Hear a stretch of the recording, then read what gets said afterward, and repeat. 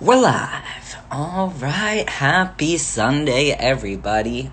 It's time for episode 2 of Ally Chats with Henry and I. So we're just gonna get everyone in, get everyone situated. Welcome, welcome. How's everyone's Sunday going? I'm currently sitting on my porch, and it's nice enough for me to be wearing short sleeves, at least for a few minutes, before I put my sweatshirt on. All right, I see Henry is here. Let's do this. Hey, Michael. All right. Hello. How Uh-oh, are it's you, not Lex? even on my headphones. Give me 1 second.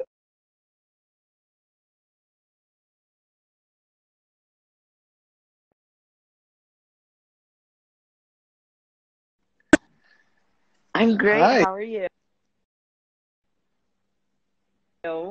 Happy Sunday. Good to see you again. Happy Sunday. Lovely seeing you again. How are you Yeah, I'm doing? getting really good at this. I literally 2 steps, boom, went live, saw the request thing, and I'm an expert now. Look, Feel good. we're learning new things every day. It's fantastic. Absolutely. You know what? And it's a wonderful Sunday here in Philly. I know you're not too far away from me, so all is good this weekend. Yep. Oh yeah. I'm sitting on my porch just taking in the fresh air that is not present in the city. And Yes. just enjoying my day off. I don't really take days off, but Yeah, you know what? supposedly It's today's the day. what is a day off anymore when you're working from home all the time? I lose track of Sunday, Tuesday. They're all just blending into each other, so it's kind of hard to figure that out. But anyway, Yeah.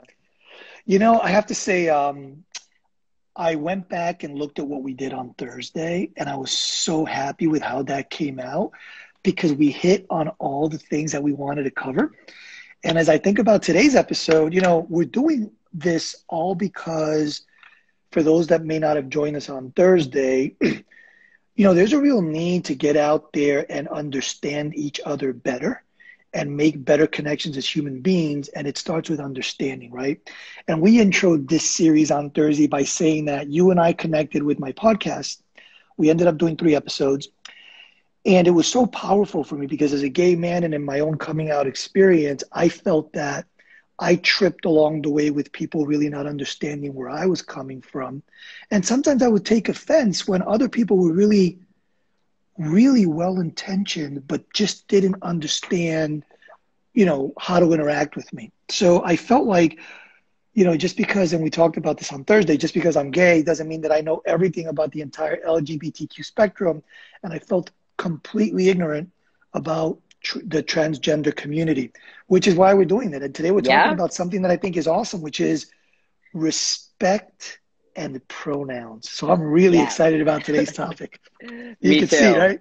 Yeah, Yes. no, I'm super excited too. And just to add a little bit onto what you just said for folks who who weren't able to tune in on our first episode, is that Henry and I had a conversation just about what my life as a non-binary trans-masculine person was like. And we did an episode, ages ago when I was pre-top surgery, talking about my college experience. And then we did a follow-up episode where I had decided that I did want to seek medicalization because that's what would feel affirming. And then we did a third episode, which was after I'd been on T, after I had top surgery. And we were just following this natural, just kind of my natural journey and coming to understanding of what I needed for my body and for me. And then Henry, as an ally, realized, wait, we're both in the LGBTQ community, but I'm pretending to be you, but my identity is sexual, nature, whereas my, as Lex, identity is both gender and sexuality. And not everyone who is gay, right, is trans. Not everyone who is trans is gay, right? There are all of these different mixings of sexuality versus gender identity. And so that is where we came up with this idea for our little mini web series. Yeah, and I think it's awesome because like I told you on Thursday, even though you and I had some great conversations, I still felt, and in some cases still do feel confused by some of this. And you were great. We were like, look, it can be awkward. The whole point is to create a space where people feel safe, where they're not scratching their heads and saying, I'm walking around eggshells around transgender people. Let's just try to connect and understand each other. And that's a beautiful thing. So let's get into today's. So, Let's do it. A couple things about Thursday, right? When you talked about the genderbread person, I thought that was awesome. So we talked about identity, right? We talked about sex as male, female, and then we talked about expression and intersex. Absolutely. We even found out that when you talk about sex, there's a range there too. It's not binary. And then we talked about expression. So when we talk about pronouns and respect, right? And again, this is really about building bridges, respecting, accepting, and supporting. The bit about pronouns still confuses me a little bit, okay? But I think I get it. And to me, it really is rooted in something so sacred to each individual, which is our identity and how we each show up in the world as owning our identity and wanting to make sure that others know what that identity is. So when I think about identity, I think of two things, right? Our name. I'm Henry, you're Lex. So that's so important to who we are. We have names, right? Yep. And then pronouns are also rooted so much and loaded with so much in terms of identity. So let's just start with, Lex, educate me a little bit on why pronouns are so important. Yeah, so for many different reasons, and I'll just start by going in on one that you already addressed, is this idea of respect. So as human beings, we all exist in society, a social space where we interact with other people outside of ourselves. And when we go into these social interactions, one of the easiest ways to establish a basis of respect with someone is through asking someone's name and their pronouns. And the ways that we do that can be by, when we're introducing ourselves to someone, starting by sharing our name and our pronouns before asking what that other person's name and pronoun is. And the whole point behind it, like you said, is whether it's our name, our pronouns, the terms that we use that we feel like connect us with like our whole body, mind, heart, and soul to our identities, is this aspect of wanting respect for the authentic person or people that we are. And one way of doing that is through sharing pronouns. And so pronouns are decided by the person. So like you get to choose your pronouns, I get to choose my pronouns, and nothing about it has to be permanent. So I've gone by different pronouns my whole life because my coming to understanding of my identity happened later in my life. It happened when I was in college about like 2.5, 3 years ago. So before that, I used binary pronouns. Now I use something called gender neutral or non-binary pronouns. So when we talk about this binary pronoun versus non-binary pronoun, the binary pronouns that we use are typically associated with the gender binary of man, woman. And so what is typically used by the general public, right? The majority of folks in society are cisgender. And so folks who are assigned male at birth, who identify as men, those folks typically associate themselves and like to use the pronouns he, him. Yeah, which is what I would use. I would identify as someone that uses he, him. Right. But the truth is that not everyone who is assigned male at birth or not everyone who identifies as a man uses he, him pronouns. Some folks may feel more comfortable using gender neutral pronouns. They may still identify as a man, or they may identify as male, or both. Or maybe those were just identities that they were assigned at birth. They no longer feel an association to, and they feel more comfortable and at home using gender neutral pronouns. And, I think one thing that I think is important to call out here, because some people watching are really the general population out there that might say, what is it about the transgender community that now we have to worry about their pronouns, forever? You walk down the street and you see someone that looks obviously like a man, that's a he, that's a him. Obviously looks like a she or like a woman, but rooted in this, again, is the issue of respect and affirmation. So if you as a human being identify as transgender, and it's important to you that people refer to you by what's so important. Like if I'm walking down the street, I'm not transgender, I'm he, him, I may be gay, I'm not outright, that's another, like no one can tell that I'm outwardly gay. No one can tell by looking at someone that they're outwardly transgender or how they refer to themselves, which is Right. the whole Any part of point their identity, of whether anything. it's a Right. queer identity or not. Exactly, which is the whole point of living in a world that has evolved into a space of respect and acceptance. So what's the big deal? I say to some of these people, what is such the big deal that you just kind of out of respect tell the person you're meeting how you identify and then give them the opportunity to share how they identify. That's what this is Exactly. about. Yeah, and Right? I love how you said someone who's walking down the street who obviously looks like X or Y. Right, Because that's that's dangerous. exactly Yeah. right, because that's exactly what we're talking about, are that we make these assumptions, whether like they're mainly subconscious, but then we bring them to the forefront of our mind when we then make a statement like, oh, X looks so good in their denim jacket or whatever it may be. So what I always tell folks, and I have to do this myself, right? Like we're all humans, whether you're cis or trans, like you still have to work to be very conscious of when you're making assumptions and then work consciously against using those assumptions in our interactions with others.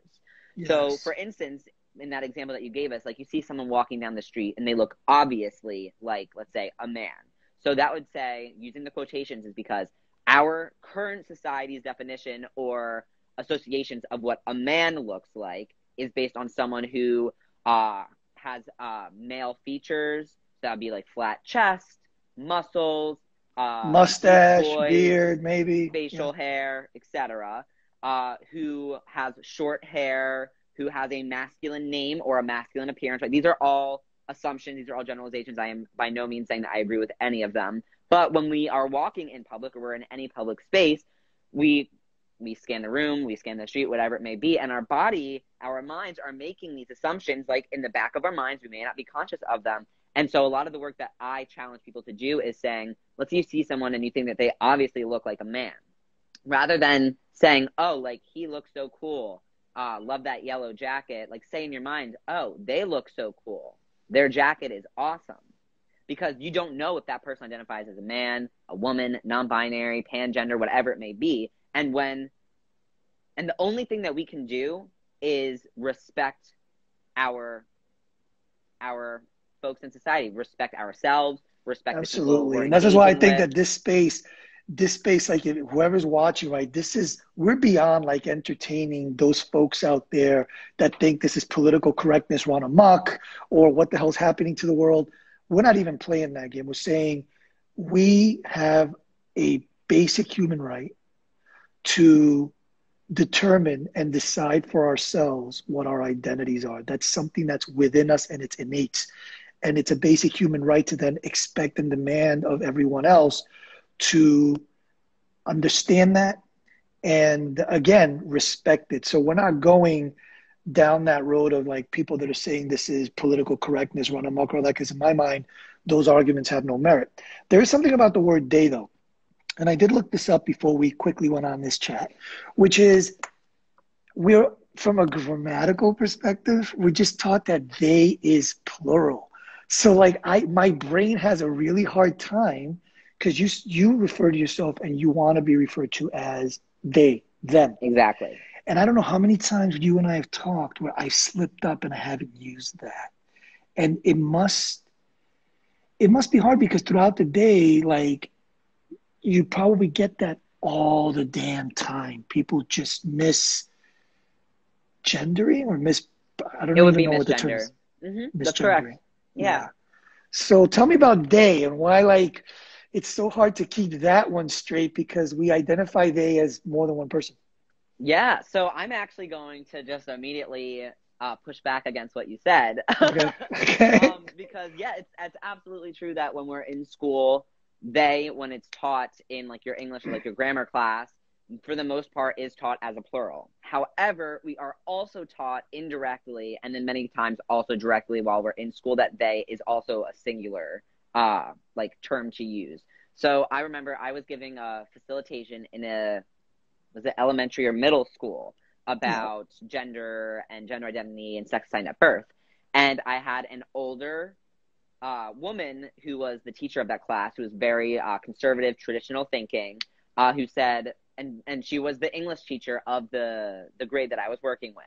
And she just said, like, no, like, they is plural. Like, you can't use they as singular. And so I was like, okay, so let's go through a scenario. So we're going to go through the scenario with you. Uh-oh, they got in trouble. They took you on. They picked that fight. Here we go. So I said, all right, imagine that you are walking down the street. You're walking on the sidewalk down the street. Someone is in a car. They're sipping like a Diet Coke. They decide they're done. They throw it out the window, and it explodes on you. And you just go, why would they do that? Like, where did they even come from? Like, what's their deal? Like, I need to go chase after them.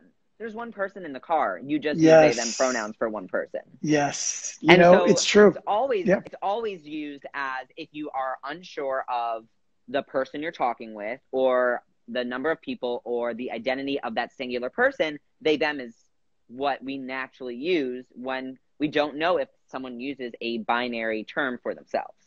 And I'm so glad you checked me on that, because I looked that up. And Chaucer, like one of the most famous English, I guess Chaucer was a poet. He was also a famous writer. Way back when, even in the time of Chaucer and stuff, there is evidence that they has always been used in the singular. See, I didn't know that. And I just learned that earlier, and you just corrected me on that too. I saw someone, as we see people joining stuff, Michael out there who joined, is saying that one of the things he's done, and this is awesome because I've seen this done at my own place of work, and I haven't adopted this and probably should, is that people are now tagging their emails at work, or even if you go on LinkedIn or whatever, you will see someone with their name, and then beneath that, they will explicitly lay out the pronouns they go by, which I think is an awesome way to send the message that you're not only accepting and understanding that you're a strong ally and you yourself are adopting these practices. Exactly. And that's the I would say one of the largest myths about pronouns in general is that it's only, like, the myth is that it's only important for trans people. And that is simply not the case. Pronouns are important for any human because of the ways that we interact and want to be respected. And so I've made sure that, like, I have pronoun pins that say they, them. I have different, like, stickers or whatever it may be that I can put on a shirt, on a jacket, whatever it may be. But it's equally as important that my mom has her pronouns and she uses she, her. That my dad has his pronouns on his shirt, which is he, him. My sister has her pronouns on her shirt, uses she, her. And my family are all cisgender folks. They all are also, they identify as straight. So they're not in the queer community, but pronouns are equally as relevant. I may not say as important internally as they may be for trans folks, but pronouns are equally as relevant and need to be a part of the conversation for cisgender folks and for folks who are not in the LGBTQ community in general, whether you're cis or trans or gay or straight. Awesome. So there's some new things out there that threw me off.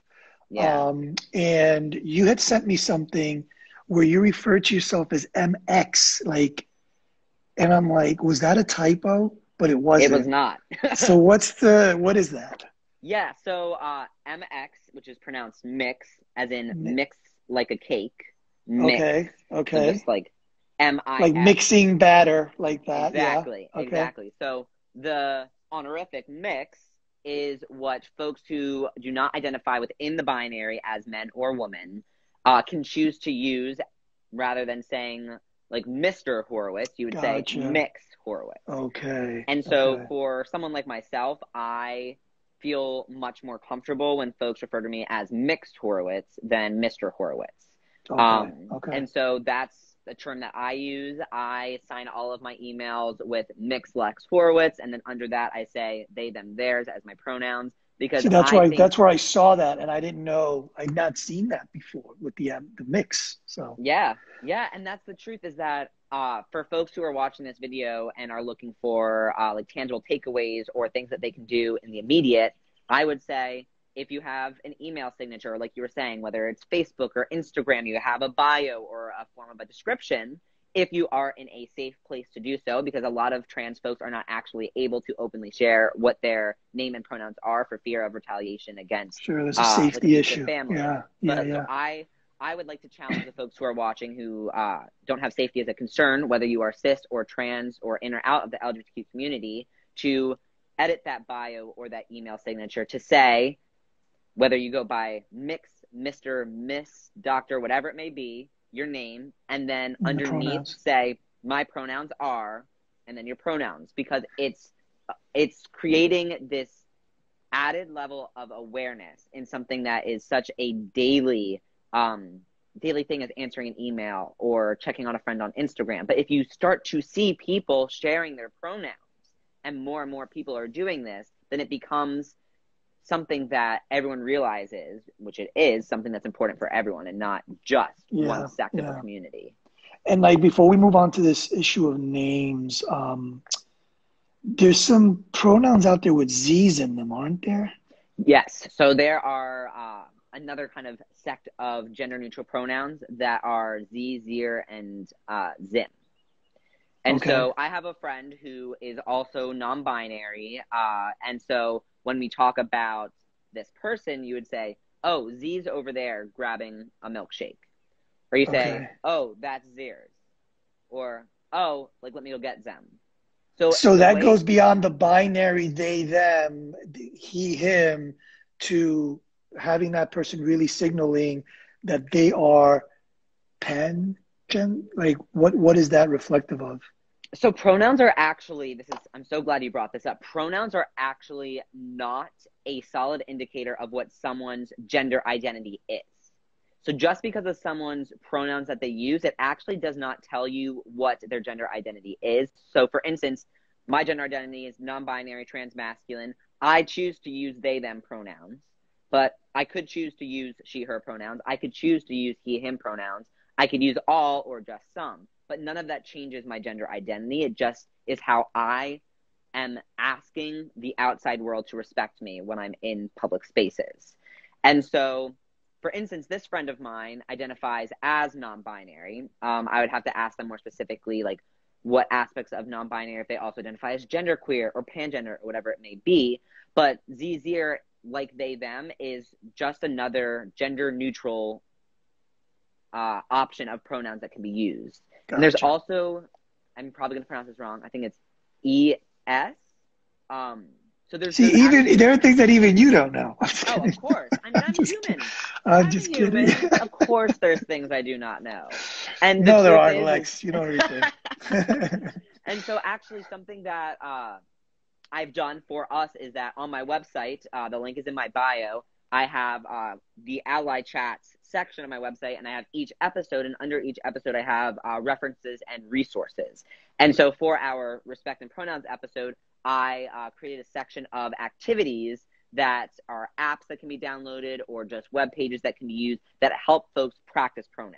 No, that's you awesome. Select the pronoun that you want to use. They give you examples as the subject or in a sentence or this or that, and you can repeat it back. There's so many different ways. I have why pronouns matter. I have Merriam-Webster's they as the word of the year. And the singular, awesome. Okay, yeah, nice. So I've compiled a list of resources on my website that are related to each of our episodes that go further into what you can learn about, like, what about pronouns? What are they? What options are there? How do you use them? What do they look like? How do you ask them your pronouns? How do you share your pronouns? I made a mistake. How do I come back from that? And so all of those resources are also on my website.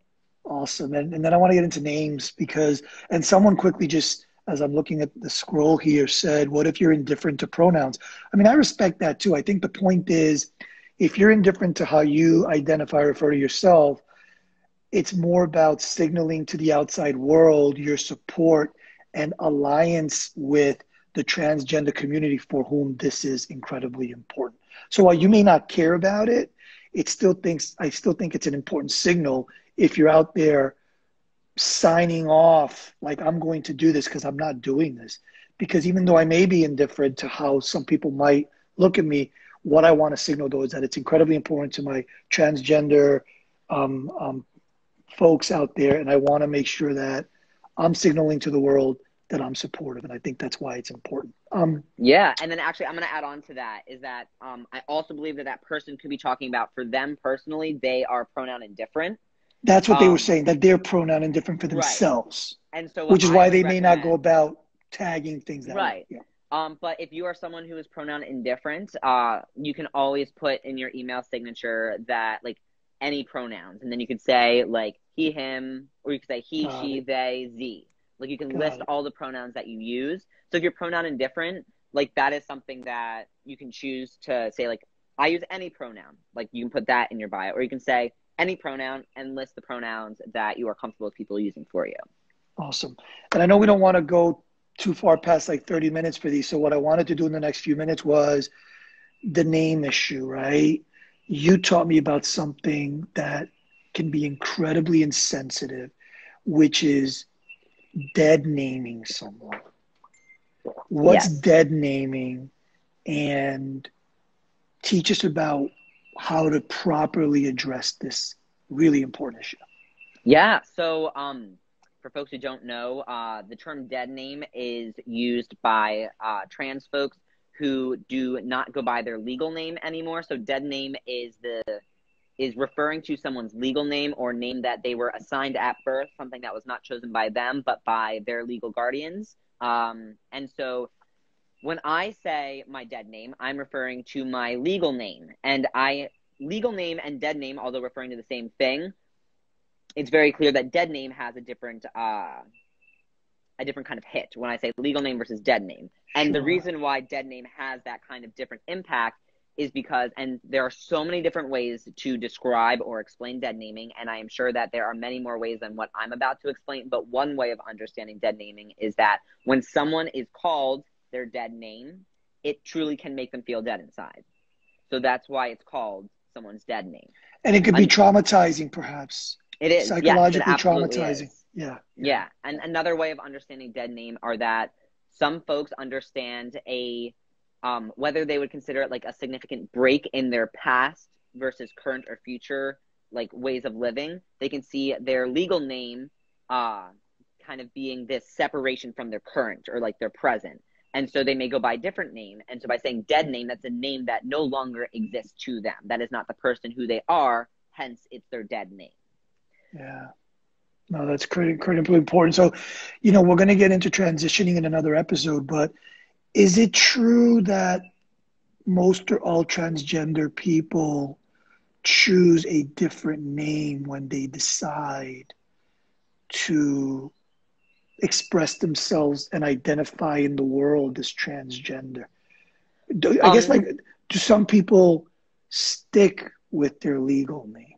Yeah, of course. Okay. I mean, just as any other population of humans, there are so many different ways that people who are trans that was a dumb question. Not one size fits all. No, that is not a dumb question at all. I know that personally for me, anytime that I hear my dead name, I see my dead name, I'm referred to as my dead name, or someone else has my dead name as their name, it causes me significant distress. Whether or not it's a trigger. It's a trigger for you. Yeah. It's definitely a trigger. And so, but I know that is an experience that other trans folks share with me, but it's also an experience that other trans folks don't. I know plenty of trans folks who are kind of not only whether they may be indifferent, they're like, it's just my name. Like, I don't have any feelings towards it. I have people who have turned their dead name, they've written it backwards, and that is their current name. So they still are connected to their dead name, but in a way that's more affirming to their current self. So it's absolutely not a silly question. It certainly is just dependent on, like, what are your past experiences associated with that name? So for me, I felt it made me feel either hyper visible when someone called me by my dead name because I was being seen as something who I wasn't, which also made me feel extremely invisible. It would lead me to dissociate. So like dissociate from like the experience that I'm in. Absolutely. Yeah. But that's not necessarily an experience that all trans people have. There are some people still who feel affirmed. distressing to many people. Yeah. Right. If that's the case. Who feel affirmed to keep their legal name. They're like, I am the same person. My name is whatever. Maybe my gender has expanded to this beautiful new version of itself. Okay, and I feel fine with using my name. So that's why Makes we always sense. want to ask people, like, hey, like, my name's Lex. I use they, them pronouns. What's your name and pronouns? Gotcha. So, Lex, this has been awesome. I do want to acknowledge two things. One, you've got a great following, and they're not just all in the U.S., and they're not all in big cities that are always safer and tolerant and everything else, right? So I do want to acknowledge that we having this conversation in the way we're having it, because we live, let's say, in a big city like Philadelphia, there's a privilege there, right? There are a lot of Absolutely. people that could be joining us now, living in places not only in our own country, but in other countries where it is incredibly unsafe to even have these kinds of open conversations. So we need to kind of recognize that. I feel blessed that we can have this interaction, right? And then the other thing is, like I said on Thursday, you know, as a gay man and coming out, aspects of that were traumatic for me. I feel great about who I am today. But I also think that there are a lot of people for whom, right, this is still very unsafe and dangerous territory. Absolutely. So I think that transgender people are brave, beautiful. It's opened my eyes to this incredible range of how human beings can identify, express themselves, and the world's a better place because of you guys. You I'd have guys, I to don't say even I know if that's agree. appropriate, but you know what I mean. I Yeah, do. no, I've learned so much from you. And this is like a beautiful, beautiful group of human beings that are so courageous in their willingness to say, to hell with the norms that are out there. This is who I am, and the world needs to know it. And I love that. So, anyway, Absolutely. Absolutely. It is thank you. always a pleasure. Yes, this is awesome. This has been awesome. So listen, the next one we're doing, right, is on Thursday. We're doing Yes. 4 of these. So a third one is one that's, they're all important, but we're going to get into the whole transitioning bit. Yes. Because remember when you and I met, you were on the fence about transitioning. And then like we talked months About later. medically transitioning. Medically, yes. Let's be clear about that. Medically, yes. And then months later, you connected with me again and started to tell me about your medical transition. So we're going to get into the medical transitioning, which is fascinating. And I think another area that we all need to be educated about. Okay. Yeah, so we're going to address not only medical transitioning, though, because transitioning is a spectrum. We're going to address what social transitioning can look like, what And legal transitioning, yes. and medical transitions. Yes, that's Because right. there is not one path or one way to be trans or to properly transition. That is a myth. It does not exist. So we are going to not only dismantle that myth, but then just spread some knowledge on the different ways that folks may choose to transition, and also remembering that the access to these paths a lot of times is influenced by different privileges. So my ability to access different forms of transitioning is dependent on the privileges that I hold. So we will be getting into that later. All right. Well, listen, have a great Sunday, everybody. Lex, thanks again for this. Thank you, Henry. Love my transgender folks out there. Big hugs to the allies, everybody. Yes, community support. Community support. Thank you. Talk to you soon, Henry. All right, bye. Bye. So thank you so much to everyone who just tuned in to our second episode on respect and pronouns. We talked about what respect looks like. We talked about the different pronouns, why they matter, how you use them, how you ask someone, and how you can correct someone. We talked about mix, right? I go by Mix Lex Horwitz. A lot of folks don't know how it's pronounced. Mix is pronounced mix, as in mix you like a cake. We are talking about just this baseline understanding and ability to engage in open and respectful dialogue on topics that we may not completely understand or may be confusing. And the truth is that it's important to have these, what some may deem uncomfortable or awkward, or insert the term you want to use here, because that's how we grow and that's how we learn. So I am super appreciative that Henry and I are able to create and build this open, affirming, and brave space where we can ask each other questions, we can make mistakes, and we can learn and grow together. So until our next episode, which is on Thursday at, I want to say, 12:30 p.m.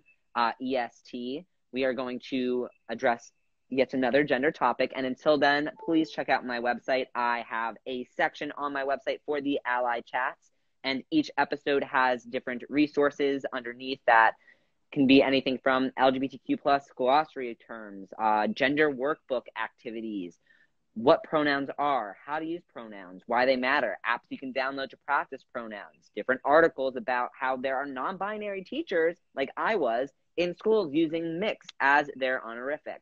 So all of these resources are publicly available on my website. The link is in my bio. If you have any questions, please do not hesitate to reach out. And I cannot wait to connect with y'all later. The last thing I will say is that if you are someone who is struggling, for whatever reason, it can be related to COVID, related to identity. Life is just difficult and hard as trans people when we constantly have to affirm ourselves against the negative messages that we're getting from outsiders. So if you are someone who is being negatively impacted for whatever reason that may be, I would encourage you, if you are comfortable, to sign up for a chat with me. I call it Chat with Lex. That is also a link in my bio. I am just hosting 30-minute conversations with folks in the community, whether you are queer or trans yourself or allies, who, if you're looking for a friend, you have questions about pronouns, you have questions about how to support a trans or queer person in your life, whatever it may be. I host these. They are both one-on-one, so I do just individual community chats. I also have a group chat twice a week.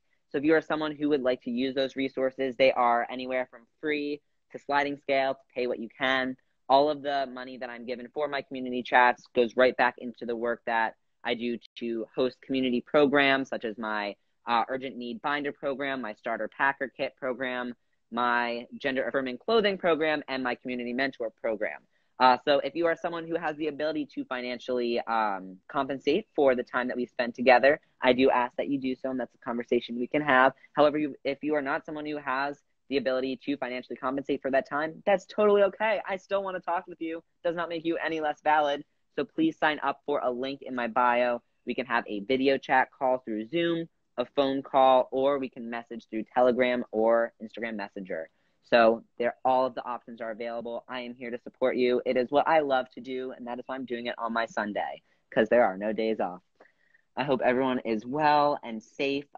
Like you already know, I am a resource for all, so shoot me a DM or an email if I can help you. Stay safe. See you next time.